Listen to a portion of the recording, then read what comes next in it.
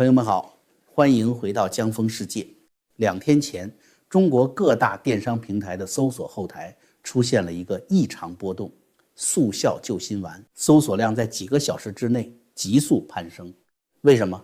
张雪峰死了，41岁，在自己公司的跑道上跑完步就倒下了，心源性猝死，再没起来。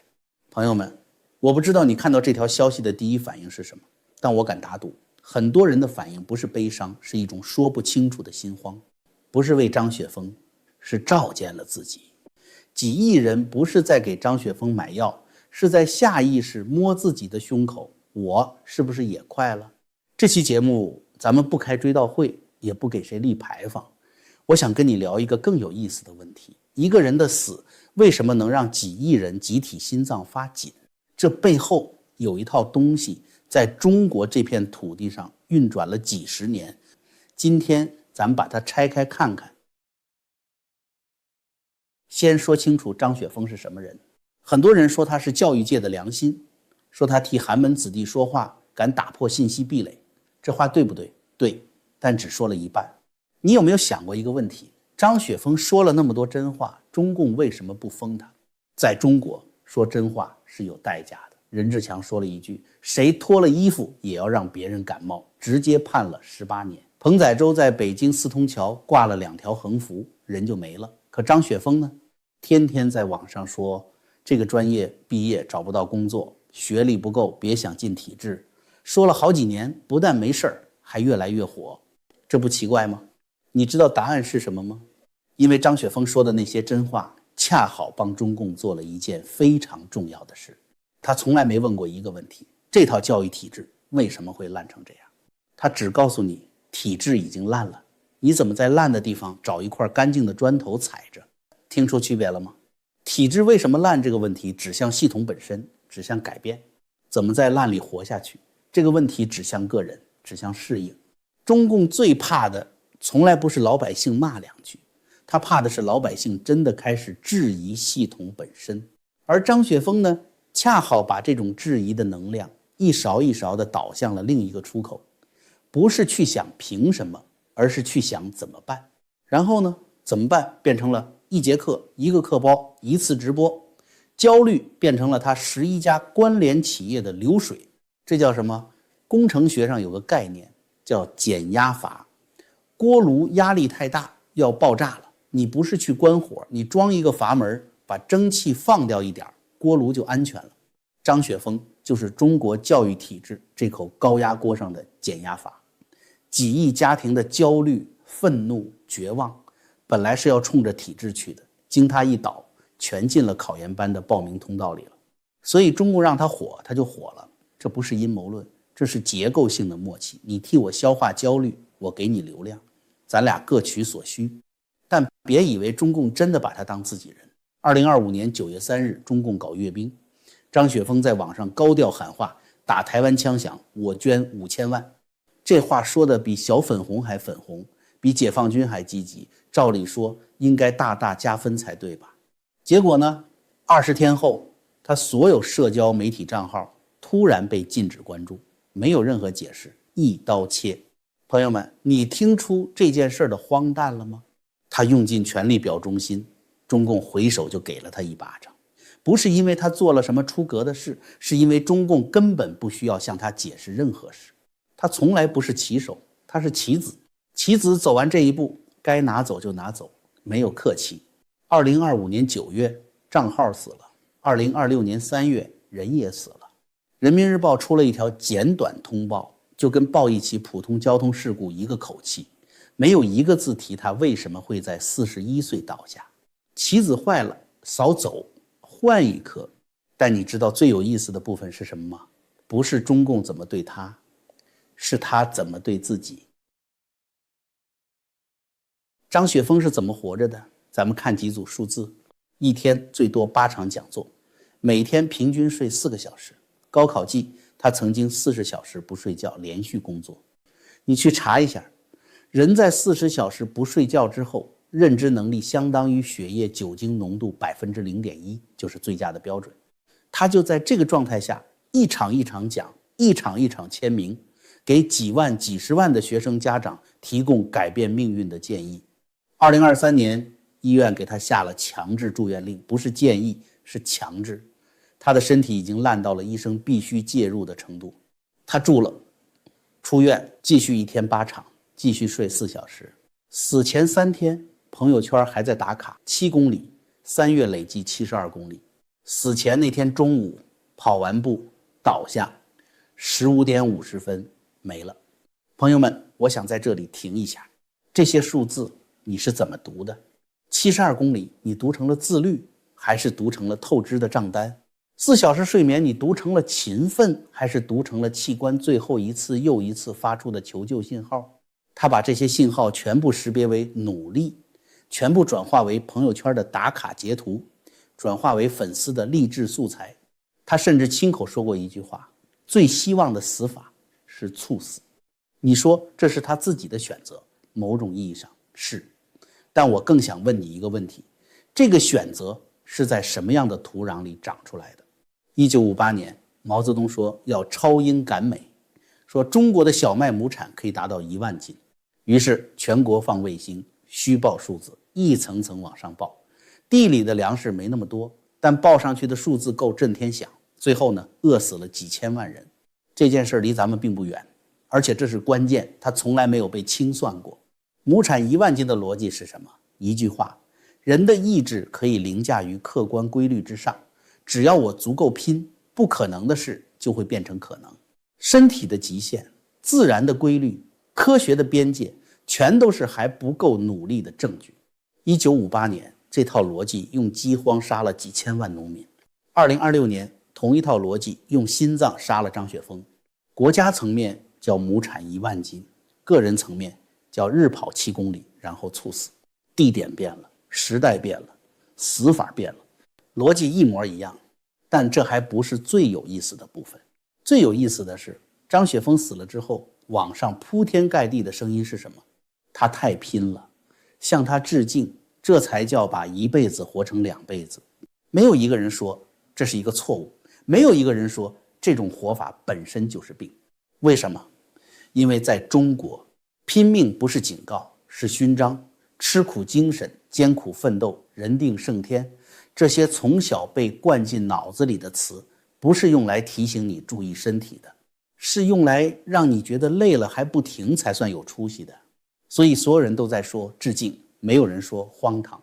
这才是那套逻辑最厉害的地方。它不是从外面压你，它让你自己心甘情愿地把自己的心脏当燃料烧给这台机器看。烧完了，机器说好样的，下一个。那你说这台机器只吃心脏吗？不，它什么都吃。张雪峰死的这天还发生了一件事，咱们把2件事放在一起看，特别有意思。就在同一个24小时里，国家发改委宣布，成品油价格迎来年内最大幅度上调，全国多地的92号汽油直接重返9元时代。一个人被自己的心脏榨干了，同一天几亿人的钱包也被扎了一刀。咱们仔细看看发改委的官宣文稿说了什么。受美以冲突加剧影响，国际原油价格连创历史新高。然后话锋一转，为减轻下游用户负担，保障经济平稳运行和社会民生，国家决定采取临时调控措施。调控之后呢，每吨实际上调1160元，比现行机制应该涨的2205元少涨了1000多块。官媒用一种邀功请赏的语气总结，相当于每升少涨了0.85元，加满1箱油少支出40-50块。听起来是不是挺好的？国家帮你省了钱。但你有没有注意到这里藏着一个逻辑炸弹？那个现行机制到底是什么机制？这个机制的计算公式老百姓见过吗？既然这次可以打破机制来保障民生，那以前为什么不打破？那个机制长期以来保障的到底是谁的利益？你根本不知道基准线在哪里，所以他告诉你少涨了1000块，你连验证的能力都没有。这就好比有人抡起拳头要揍你10下，最后揍了5下，然后告诉你感恩吧，我手下留情了。但更有意思的还在后面。咱们来做一道简单的推理题。伊朗外交部白纸黑字发了声明，说霍尔木兹海峡没有关闭，只针对美国和以色列的船只，其他国家的船可以安全通过。中共是伊朗的反美好兄弟，油船当然优先放行。既然中国油轮正常往来，世界油价跳表跟你中国有什么关系？风景这边独好才对啊。那为什么中国国内的油价还要跟着暴涨？为什么还要出动发改委来临时干预？只有2种可能。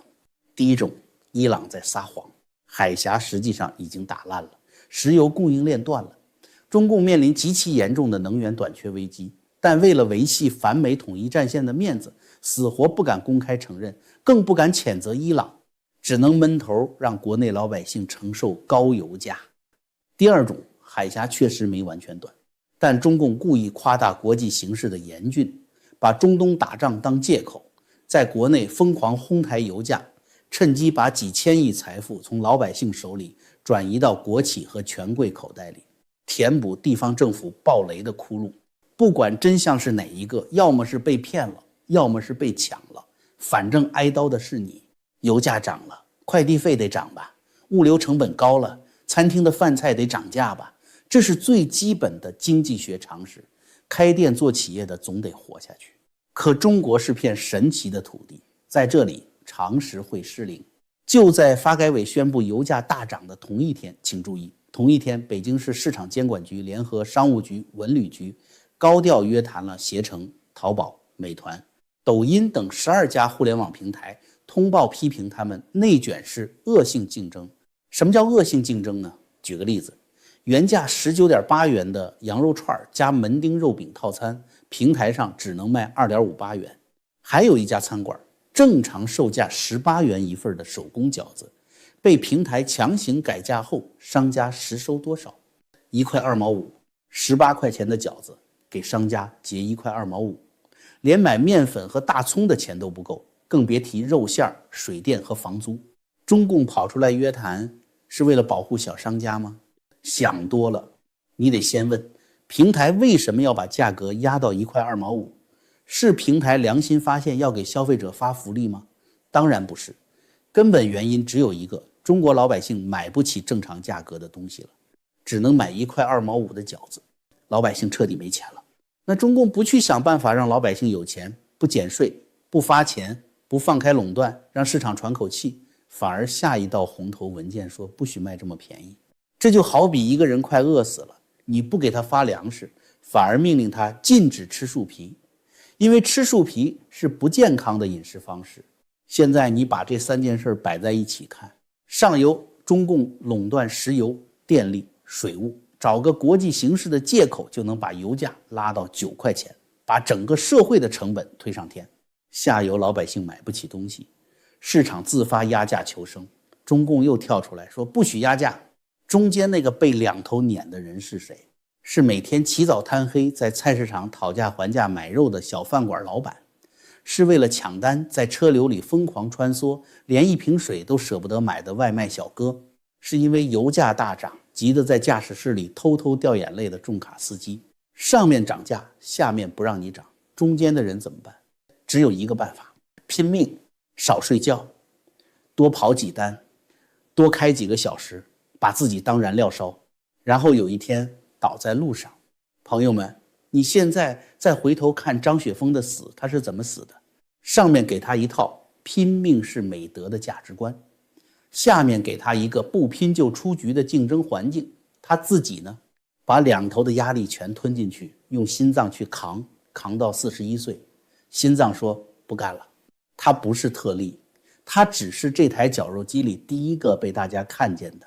那些没名气的呢？猝死的工人，过劳的程序员，在宿舍里安静消失的外卖骑手，没有速效救心丸的搜索量暴增，没有人民日报的通报，就这么没了。这台机器从上到下炸的是同一批人，油价炸你的钱包，奋斗文化炸你的心脏，平台算法炸你的时间，3把刀同一个屠夫。而那些幸存下来的人呢？他们在做什么？很多人在学张雪峰，不是学他的课，是学他的活法。因为在这套文化里，他活着的方式才是被认可的方式。累到死才算拼过。朋友们，我今天讲的这些不是要让你去骂张雪峰，也不是要让你去骂那些每天拼命工作的人。我想让你想一个问题：1958年亩产万斤，地里的庄稼受不了，死的是农民；2026年换了个形势，身体受不了，死的是年轻人。但是那套人定胜天、拼命即美德的逻辑从来没有被拔掉过，它还在那儿，安安静静地长在每一个中国人的骨头里。有的时候它长成了张雪峰朋友圈的打卡截图，有的时候它长成了发改委半夜鸡叫的涨价通知，有的时候它长成了一份18块饺子只给1块2毛5的平台账单。形式不一样，但根是同一条。别以为它只杀名人，它每天都在批发普通人的死亡，只不过那些人没有热搜，没有速效救心丸的搜索波动。所以下一次当你身边有人说我最近特别忙的时候，如果你能听出来，那不是在炫耀，那是在求救。好，今天节目的最后跟大家介绍我的 AI 课程，这是一门内容不断扩展的课程系列，第一批订阅者可以免费更新，一直跟随 AI 技术的升级和我们的实际运用心得前行。优惠期到4月3号截止，请务必抓紧时间，下决心与江峰一起成为 AI 时代的主人。还没订阅频道的朋友，请点击订阅并打开小铃铛，这样你才不会错过咱们每一次深度剖析。咱们下期节目不见不散。